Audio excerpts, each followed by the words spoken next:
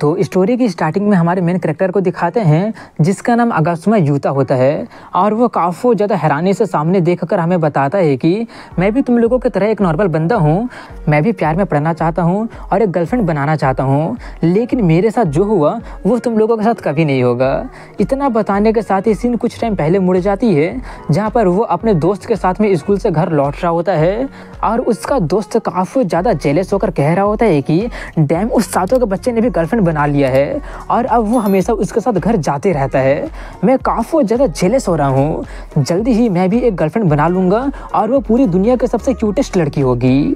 उसकी बातें सुनकर यूता उसका मजाक उड़ाते हुए कहता है कि तुम ये बात मिडिल स्कूल से बोल रहे हो। ये सुनकर वो बंदा यूता को झकझोर कर कहने लगा होता है कि सिर्फ तुम ही हो जो कि ऐसा कह सकते हो। यूता कहता है ये तुम क्या बक रहे हो, मैं भी एक गर्लफ्रेंड बनाना चाहता हूँ, उसके साथ हैंड होल्ड करके डेट पर जाना चाहता हूँ। उसकी बातें सुनकर उसका दोस्त उसे अजीब नज़रों से देखकर पूछने लगता है कि क्या तुम कभी प्यार में नहीं पड़े हो क्या। ये सुनकर यूता काफ़ी ज़्यादा शर्मिंदा फील करने लगता है। वहीं पर उसका दोस्त उसका मजाक उड़ाते हुए कह रहा होता है कि जब तुम प्यार में होते हो तब तुम चाहोगे फिर भी तुम सो नहीं पाओगे। यूता गुस्से में उससे कहता है कि क्या तुम कभी ये एक्सपीरियंस किए हो, मैं भी प्यार में पड़ चुका हूँ। लेकिन तभी वो अपने सामने एक लड़की को देखकर काफ़ी ज़्यादा शॉक्ड हो जाता है। उस लड़की का नाम कानाजाकी नोटोका होता है, जिससे यूता माफ़ी मांगते हुए कहने लगता है माफ़ करना, मेरा ध्यान कहीं और पर था। वो कहती है मैं भी देख के नहीं चल रही थी, वेल कल मिलते हैं। ये बोलकर वो चली जाती है। उससे जाता देखकर यूता काफ़ी ज़्यादा मुस्कुराते हुए सोच रहा होता है कि मैं उससे फाइनली बात कर सका। तभी उसका दोस्त उससे पूछता है कि आखिर तुम कानाजाकी के बारे में पसंद ही क्या करते हो। जो सुनकर यूता थोड़ा सा शॉक्ड हो जाता है। वहीं पर उसका दोस्त उससे कह रहा होता है कि कानाजाकी तो इम्पॉसिबल है, वो एथलेटिक्स से अच्छा ग्रेड्स उसका है और वो स्पोर्ट्स में भी काफ़ी अच्छी है। और दूसरी तरफ मैं तुम्हारी बात करूँ तो तुम टोटल एवरेज बंदे हो, तुम्हारे लिए तो वो एक अनरीचेबल फ्लावर के जैसा है। ये सुनकर यूता थोड़ा सा निराश होते हुए कहता है कि क्या तुम्हें सच में ये कहना चाहिए था क्या। तभी वो टाइम देखकर कहता है कि मुझे मेरी बहन के लिए स्पेशल करी खरीदना है। ये बोलकर वो जाने लगता है। उसे जाता देखकर उसका दोस्त सोचता है कि वो बंदा सच में अच्छा बंदा है। वहीं पर यूता को दिखाते हैं जो कि स्पेशल करी खरीद कर अपने घर पहुंच जाता है, जहां पर वो अपनी बहन के साथ अकेले रहता है। उसकी बहन का नाम अगासुमा योरू होता है, जो कि एक मिडिल स्कूल के स्टूडेंट होती है और वो कोई मैजिक सर्कल ड्रॉ करके डेविल को समन कर रही होती है और अपने भाई से कहती है कि आज तो मैं हेल के डेप्थ से एक डेविल को समन करके ही रहूँगी। ये बोलकर वो हंसने लगती है। मगर वहीं पर यूता उसके किसी भी बातों पर ध्यान ना देते हुए कहता है कि डिनर से पहले अपना ये सब नाटक खत्म कर लेना। ये बोलकर वो घर जाकर खुद से बोल रहा होता है कि गर्लफ्रेंड, मैं भी गर्लफ्रेंड चाहता तो हूँ जिसके साथ मैं डेट पे जा सकूँ और शादी कर सकूँ। मैं कानाजाकी के साथ काफ़ी ज़्यादा बातें करना चाहता हूँ। क्या प्यार में पड़ना ऐसा फील करवाता है क्या। वो ये सब सोच रहा होता है कि तभी उसकी बहन चिल्लाकर कहते जल्दी से बाहर आओ, मैजिक सर्कल साइन कर रहा है। वो बाहर निकलते हुए चिल्लाते हुए कहता है कि आखिर अब तुम कौन सा प्रैंक कर रही हो। लेकिन वो सच में मैजिक सर्कल को साइन करते देखकर काफ़ी ज़्यादा शॉक्ड होते हुए पूछता है कि ये तो सच में साइन करना कर तुम क्या कर दी हो। वहीं पर योरू काफ़ी ज़्यादा खुश होते हुए कहती है कि हाँ फाइनली मैंने एक डेविल को समन कर ही दिया है। उससे उतना ज़्यादा एक्साइटेड देखकर यूता जल्दी से उससे वहाँ से दूर करते हुए कहते अरे गधी कहीं कि हमें नहीं पता कि उसमें से क्या निकलेगा। वहीं पर उस मैजिक सर्कल में से काफ़ी ज़्यादा तेज़ लाइट निकलती है और फिर वहाँ पर ऊपर में वो लोग एक लड़की को तैरते हुए देखते हैं, जिसे देखकर यूता काफ़ी ज़्यादा शॉक्ड होते हुए जल्दी से उसे कैच करते हुए कहता है कि आखिर आसमान में एक लड़की कहाँ से आ गई है। वो उसे कैच तो कर लेता है लेकिन खुद ही नीचे गिर जाता है और वो उसके थाई और ब्रेस्ट को टच करते हुए कंफ्यूज होने लगा होता है कि आखिर इतना सॉफ्ट और फर्म ये है क्या। लेकिन जब उसे पता चलता है कि उसने क्या पकड़ लिया है तो तब वो जल्दी से उससे काफ़ी ज़्यादा माफ़ी मांगने लगता है। लेकिन फिर पूछता है एक सेकंड आखिर तुम हो कौन। वहीं पर वो लड़की इसका कोई भी जवाब ना देकर यूता को कॉलर पकड़कर खींचकर अपने करीब ला देती है, जिससे यूता और ज़्यादा डरते हुए पैनिक करते हुए कहने लगा होता है कि मैंने जानबूझकर नहीं छुआ था, प्लीज़ मुझे माफ़ कर दो। लेकिन वहीं पर वो लड़की अभी भी कोई भी जवाब ना देते हुए उससे अच्छे तरह से देखते हुए कहती है कि तुम एक इंसान हो, तुम सच में एक इंसान ही हो ना। ये सुनकर यूता काफ़ी ज़्यादा शॉक्ड होते हुए अपने मन में कहता है कि इसका चेहरा डैम ये तो सच में काफ़ी ज़्यादा क्यूट है। तभी वो लड़की यूता को आगे पीछे सभी जगह छूने लगती है, जिससे यूता काफ़ी ज़्यादा शर्मा जाता है। वहीं पर वो उसे अच्छी तरह से छूते हुए कहती है कि कोई पंख नहीं है और ना ही कोई पूंछ है। ये बोलकर वो उसे हग करते हुए कहने लगती है कि मैं तो सच में इंसानी दुनिया में आ गई हूँ। तभी जोरू थोड़ी सी एक्साइटेड होते हुए उससे पूछती है कि क्या तुम सच में एक डेविल ही हो ना। वो लड़की अपने स्टाइल में कहती है कि हाँ, मैं दूसरे वर्ल्ड से आई हूँ, मैं एक डेविल हूँ और मेरा नाम लार्स है, तुमसे मिलकर अच्छा लगा। डेविल सुनकर यूता काफ़ी ज़्यादा शॉक्ड हो गया होता है। तो वहीं पर जोरू काफ़ी ज़्यादा खुश होते हुए कहने लगी होती है कि फाइनली मैं सक्सेस हो ही गई, मैं एक डेविल को बुला ही दी, मैं तो कामयाब हो गई। लेकिन जल्दी से यूता उसे साइड में लाते हुए कहने लगा होता है कि अभी सेलिब्रेट करने का टाइम नहीं है, वो डेविल है, तुम्हें पता है ना, वो लोग बुरे काम करते हैं। योरू कहती है मैंने कहा ना कि अलग अलग तरह का डेविल होते हैं, मुझे लगता है कि ये सेड्यूस करने वाली डेविल होगी। तभी लार्स योरू से पूछती है कि क्या तुम्हें मुझे समन की हो। यूता उससे अपने पीछे लाते हुए कहता है अगर कुछ प्रॉब्लम है तो मुझसे बात करो, लेकिन मेरी बहन को मत छुओ। इसके रिस्पॉन्स में लार्स हंसते हुए कहती है कि फ्रेटर्नल लव कितना ब्यूटीफुल चीज़ है। ये बोलकर वो आगे बढ़ते हुए कहती है ज़्यादा चिंता मत करो, मैं तुम लोगों को नहीं खाऊंगी, लोगों को खाने वाले डीमंस एंटिक हो गए हैं, मैं सिर्फ उसे थैंक्स करना चाहती हूँ, मुझे ह्यूमन वर्ल्ड में समन करने के लिए तुम्हारा बहुत ही धन्यवाद। उसके इस बर्ताव से वो दोनों भाई बहन थोड़े से कंफ्यूज हो गए होते हैं। वहीं पर लार्स अपना पक्ष रखते हुए कहती है कि देखो आजकल साइंस और टेक्नोलॉजी काफ़ी ज़्यादा एडवांस हो गया है, इसलिए लगभग कोई भी हम डीमंस को समन नहीं करना चाहता है। हमारा जैसा डेविल्स को यहाँ पर आने के लिए समन होना पड़ता है, यहाँ पर आना कोई आसान काम नहीं है। बचपन में मेरी मम्मी ह्यूमन वर्ल्ड के बारे में मुझे कहानी सुनाया करती थी और तब से ही मैं ह्यूमन वर्ल्ड में आना चाहती थी। डेविल्स वर्ल्ड में भी कुछ ऐसे लोग होते हैं जो लोग दोनों वर्ल्ड में ट्रेवल कर सकते हैं, कुछ लोग ऐसे भी होते हैं जो लोग इंटरनेट से कनेक्ट कर सकते हैं। ये सब सुनकर यूता थोड़ा सा शॉक्ड होते हुए कहता है कि ये तो काफ़ी एडवांस टेक्नोलॉजी लग रहा है। वहीं पर लार्स फैन गर्ल्स बनकर काफ़ी ज़्यादा एक्साइटेड होते हुए कह रही होती है कि मैं काफ़ी सारा ड्रामा देखी हूँ, लेकिन मुझे अ ईयर ऑफ लाइफ काफ़ी ज़्यादा पसंद आ गया है। जो सुनकर यूता थोड़ा सा कंफ्यूज होते हुए पूछता है अब ये क्या है। योरू बताती है कि अ ईयर ऑफ लाइफ है, ये कुछ साल पहले बहुत ही पॉपुलर एक ड्रामा था। उसकी बातें सुनकर लार्स काफ़ी ज़्यादा एक्साइटेड होते हुए कहने लगती है कि तुम भी उस ड्रामा के बारे में जानती हो। दो स्ट्रेंजर एक साल के लिए लव डील को साइन करते हैं, लेकिन उस टाइम फ्रेम में उन दोनों को एक दूसरे से प्यार हो जाता है। वहीं पर लार्स को उतना ज़्यादा मज़े करते देख कर यूता सोचता है कि ये काफ़ी अजीब है, जैसा मैंने डेविल को सोचा था ये तो उससे काफ़ी ज़्यादा अलग निकली। वहीं पर लार्स अपने बात को पूरा करते हुए कहती है कि और उसी वक्त से मैं काफ़ी सारे ह्यूमन वर्ल्ड का रोमांटिक ड्रामा को देख चुकी हूँ। Unrequired love, lovers with age gap drama में एक ब्यूटीफुल वर्ल्ड एग्जिस्ट करता है जो कि मैजिक वर्ल्ड में एग्जिस्ट नहीं कर सकता है। मैं भी वो देखना चाहती हूँ और इंसानी दुनिया में आकर प्यार को फील करना चाहती हूँ। मैं हमेशा से यही सपना देखते आई हूँ, इसलिए मैं काफ़ी ज़्यादा खुश हूँ कि तुम मुझे यहाँ पर समन की हो। यूता उसकी बातों को सुनकर सोचता है कि वो बोली है कि वो एक डेविल है, इसलिए मैं इतना ज़्यादा केयरफुल हो रहा था, लेकिन अब देखकर लग रहा है कि ये तो बिल्कुल मेरे ही वाले सिचुएशन में है। वहीं पर लास्ट अपने बात को पूरा करते हुए कहती है कि ओए तुम, ये बोलकर वो उसे एक पेपर दे देती है, जिसे देखकर यूता थोड़ा सा कंफ्यूज होते पूछता है कि अब ये क्या है। लार्स कहती है कि मैं चाहती हूँ कि तुम मेरे साथ लव कॉन्ट्रैक्ट को साइन करो, दूसरे शब्दों में कहूँ तो मैं चाहती हूँ कि तुम मेरे बॉयफ्रेंड बन जाओ। ये सुनकर यूता एकदम हक्का बक्का रह जाता है और पूछता है क्या मैं। लार्स कहती है हाँ, सिर्फ इस कॉन्ट्रैक्ट को साइन करने की ही देरी है, तुम्हें पता नहीं कि एक डेविल होना कितना ज़्यादा टीडियस काम है। अगर तुम एक पार्टनर चाहते हो तो तुम्हें सबसे पहले कॉन्ट्रैक्ट साइन करना पड़ेगा। वहीं पर ये सब सुनकर उसकी बहन काफ़ी ज़्यादा एक्साइटेड होते हुए कहने लगी होती है कि एक डेविल के साथ लव कॉन्ट्रैक्ट साइन करना कितना कूल बात होगा ना। बिग ब्रो, तुम्हारे पास तो कोई गर्लफ्रेंड भी नहीं है और कोई प्रॉब्लम भी नहीं होने वाला है। यूता कहता फालतू का बकवास करना बंद करो, तुम उसे डेट करना चाहते हो जिससे कि तुम हाल ही में मिले हो, तुम एक डेविल हो, इसका मतलब जरूर कुछ ना कुछ तुम छुपा रही होगी। ये तो काफ़ी ज़्यादा सस्पिशियस लग रहा है। लास्ट उसके बॉडी पर लीन होते हुए कहती है कि एक रोमांस जो कि कॉन्ट्रैक्ट के साथ स्टार्ट हो रहा है, ये काफ़ी ज़्यादा ऑसम नहीं लग रहा है क्या। ये बोलकर वो स्टार आंखों के साथ में कहने लगी होती है कि अगर तुम एक ह्यूमन के साथ लव कॉन्ट्रैक्ट साइन कर लेते हो तो मैं यहाँ पर इंसानी दुनिया में रह सकूँगी। यूता थोड़ा सा संकट में पड़ गया होता है और ब्लश करते हुए सोचने लगा होता है कि अब मुझे क्या करना चाहिए। वहीं पर लार्स काफ़ी ज़्यादा क्यूट शक्ल और क्यूट आवाज़ बनाकर कहते हैं प्रीटी प्लीज साइन कर दो ना। जिससे यूता के दिल की धड़कनें थोड़ी सी बढ़ जाती है। वहीं पर उसकी बहन भी काफ़ी ज़्यादा एक्साइटेड होते हुए कहने लगी होती है कि एक डेविल के साथ रहना काफ़ी ज़्यादा ऑसम नहीं लग रहा है क्या, और मैं हमेशा से एक सिस्टर चाहती थी।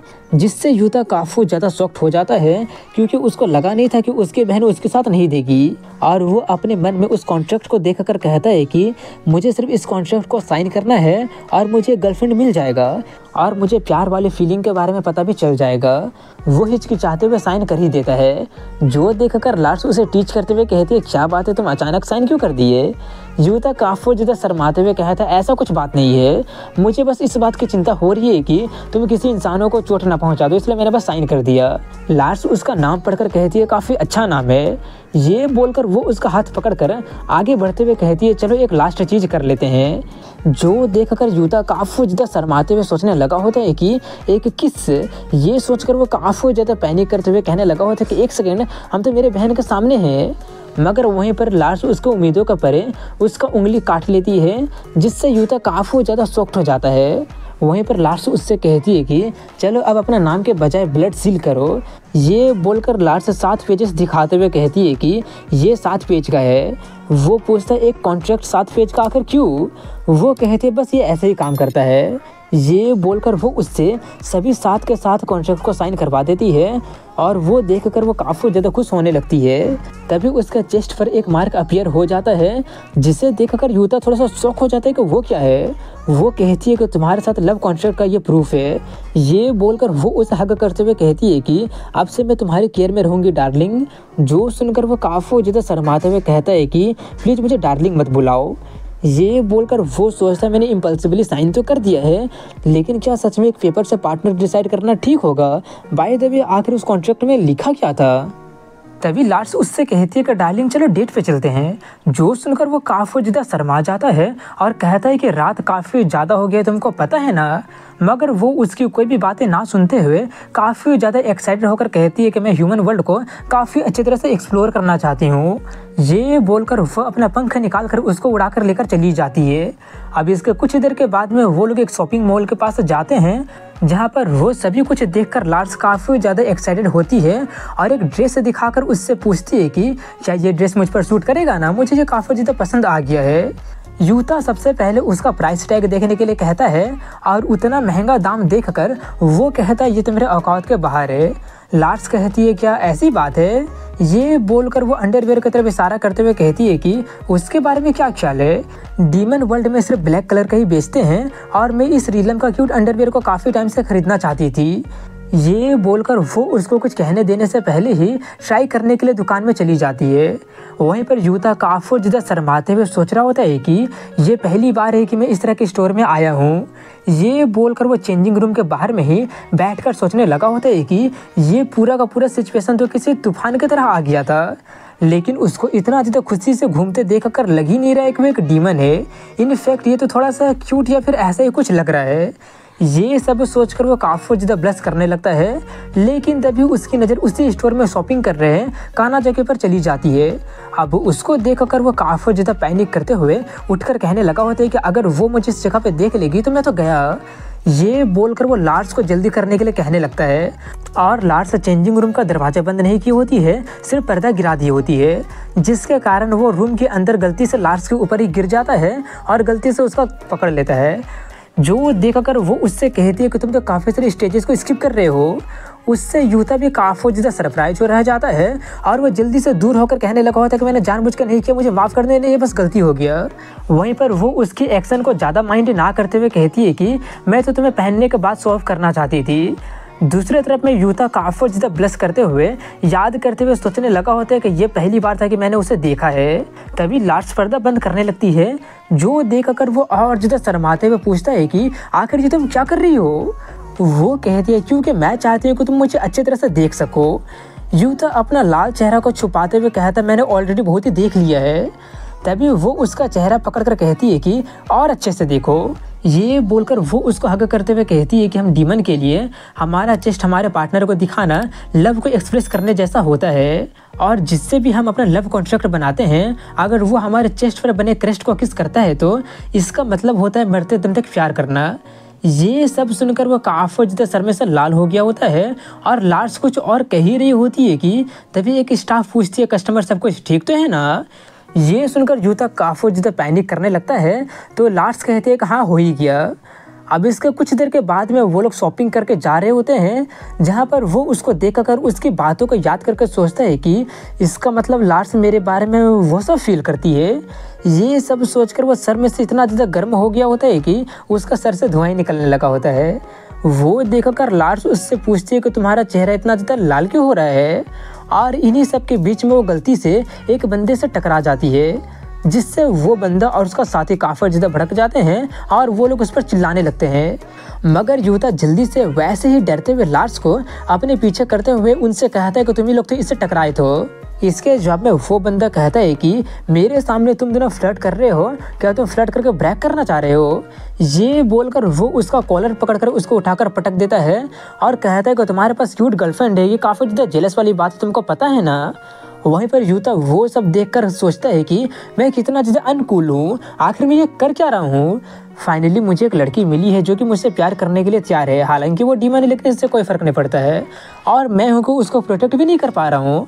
ये सब सोचकर वो उससे पंच करते हुए कहता है कि मेरी गर्लफ्रेंड से दूर रहो। मगर वो बंदा एक ही अटैक में यूता को पीट कर रख देता है और कहता है कितना ज़्यादा वीकलिंग है बंदा। ये काफ़ी ऑब्वियस सी बात है कि तुम्हारा लड़ाई झगड़ा से कोई वास्ता नहीं है, तो आखिर तुम यहाँ पर हीरो क्यों बन रहे हो। ये बोलकर वो लार्स की तरफ मुड़ते हुए कहता है कि तो हमारे साथ चलने के बारे में तुम्हारा क्या ख्याल है। वहीं पर इससे अब लार्स काफ़ी ज़्यादा गुस्सा हो गई होती है और कहती है क्या लगता है कि तुम लोग मेरे डार्लिंग के साथ क्या कर रहे हो। ये बोलकर वो उन दोनों के सर को अपनी उंगली से छूती है जिससे वो दोनों एक दूसरे को पीटना शुरू कर देते हैं, जिससे वो दोनों काफ़ी ज़्यादा कन्फ्यूज होते हैं कि आखिर वो लोग एक दूसरे को क्यों पीट रहे हैं। वहीं पर लार्स उसको उठाकर उसका हालचाल पूछने लगती है तो वहीं पर वो इसका जवाब में वो कहता मैं तो ठीक हूँ लेकिन उन दोनों का क्या हो गया। लार्स कहती है कि मैं डीमन ऑफ रेज हूँ, यानी कि मैं गुस्से वाली डीमन हूँ। मैं लोगों के गुस्से को कंट्रोल कर सकती हूँ। जब मैं सीरियस होती हूँ तब मैं पूरा का पूरा दुनिया के लोगों को गुस्से में डाल सकती हूँ। इन इफेक्ट मैं तो पूरे का पूरे दुनिया को पल भर में कोलैप्स कर सकती हूँ। ये सुनकर यूता काफ़ी ज़्यादा शॉक्ड हो जाता है और डरते हुए सोचता है तो इसका मतलब अगर मैंने उसका मूड गलती से भी ख़राब कर दिया तो कहीं ये पूरे दुनिया को ही तबाह ना कर दे। उसका वैसा शक्ल देखकर लार्स कहती है कि ज़्यादा चिंता मत करो, जब तक तुम मुझ पर चीट नहीं करोगे मैं पूरी दुनिया को डिस्ट्रक्शन के कगार पर नहीं लाऊंगी।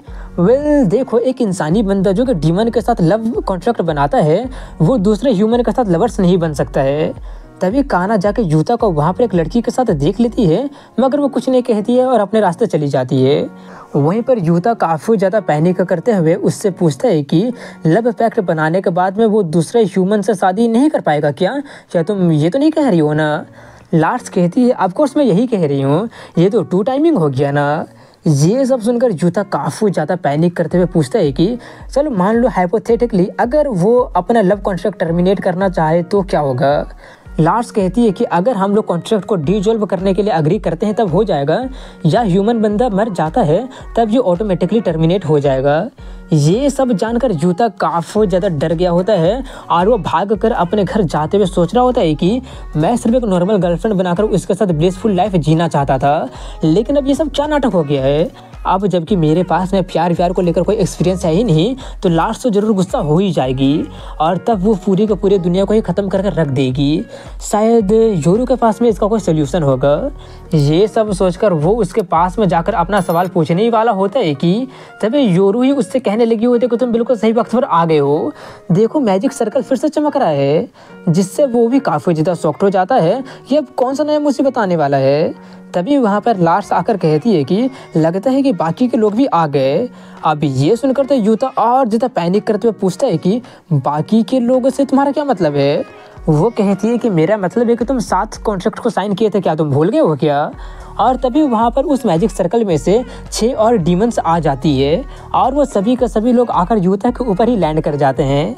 एक बंदी उससे कहती है तो यही हमारा कॉन्ट्रैक्ट ही है। वेल ये क्यूट तो बहुत है। इसका नाम ग्री होता है और ये ग्रीड की डीमन होती है। दूसरी प्राइड की डीमन होती है जिसका नाम रूबिया होता है। तीसरी स्लोथ की डीमन होती है और उसका नाम स्लो होता है। चौथी लस्ट की डीमन होती है। पांचवी इनवी की होती है और उसका नाम लिवाई होता है।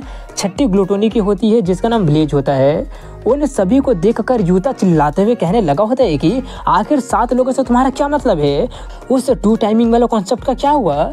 लार्स कहती है कि डीमन के साथ में कितना भी टाइमिंग करना तुम्हारे लिए अलाउ है। अब ये सुनकर तो वो और ज़्यादा चिल्लाने लगा होता है कि आखिर ये किस तरह का कॉन्ट्रैक्ट तुम मुझसे साइन करवा दी हो।